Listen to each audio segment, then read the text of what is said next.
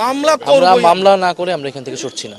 আমরা অনেকবার রিকোয়েস্ট করছি যে সাধারণ জনগণকে আপনারা এক সাইড দিয়ে যাইতে দেন, এতগুলো সাধারণ জনগণকে ওনারা যেতে দেবে না, এইটা ওনাদের প্ল্যান।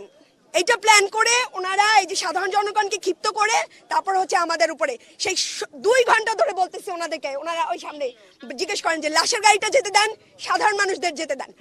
পরিকল্পিতভাবে তারা করছে, অবশ্যই পরিকল্পিত, অবশ্যই এটা মানুষের উপরে মানুষদের কাছে আমাদেরকে ভিলেন বানাচ্ছে আর এই রাত করাচ্ছে যে রাতের বেলা সবাই মিলে হামলা করবে। আপনারা কি মনে করেন আপনারা কি হবিগঞ্জ পৌঁছাতে পারবেন?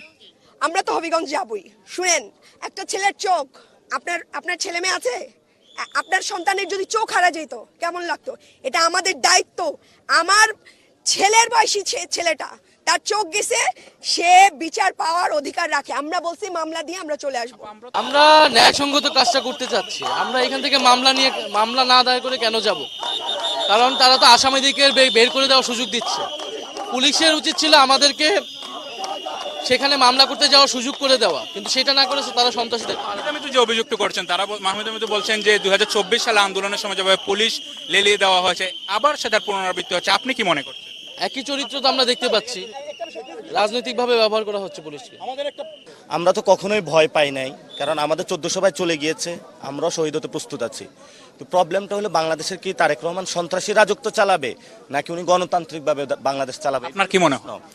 আমরা যা দেখতে পাচ্ছি কোনো পরিবর্তন হয় না। আমি এখানে শান্তিপূর্ণভাবে দাঁড়িয়ে আছি, এখানে কয়েকটা পুলিশ এসে হলো আমার পাঞ্জাবি টানতেছে, পিছন দিয়ে আঘাত করতেছে। এটা তো পুলিশের খুবই দুশ্চরিত্র, এটা তো ঠিক না। আপনিও দাঁড়াইছেন, আমিও দাঁড়াইছি। এরপরে সংস্কারের যে কথা হলো সেটার কি তাহলে পুনরাবৃত্তি হলো না? পুলিশের তো কোনো সংস্কার হয় না, এরা কোনো পরিবর্তন হয় নাই। এখানে এমপির সাথে কথা হয়েছে, উনিও বলছে ঠিক আছে আমরা গিয়ে বসি, মামলা করি। তো পুলিশ বলতেছে ঊর্ধ্বতন কর্মকর্তা কারা? আমরা যদি জিজ্ঞেস করি কোনো কোশ্চেনে তারা উত্তর দিচ্ছে না। এখানে অনেক সাধারণ মানুষ আটকা পড়েছে। একটি বিষয় চলে গিয়েছে, হবিগঞ্জে তো বিএনপির অনেক নেতৃবৃন্দ আছেন, কার দিকে আসলে আপনাদের অভিযোগের?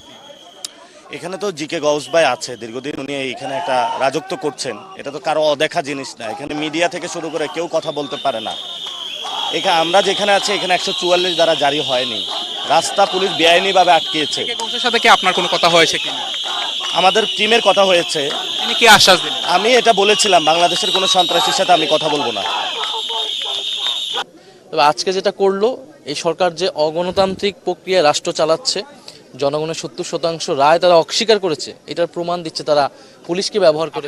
ডিটারমাইন্ড আজকে এখানে আপনারা মামলা না করে আমরা এখান থেকে সরছি না।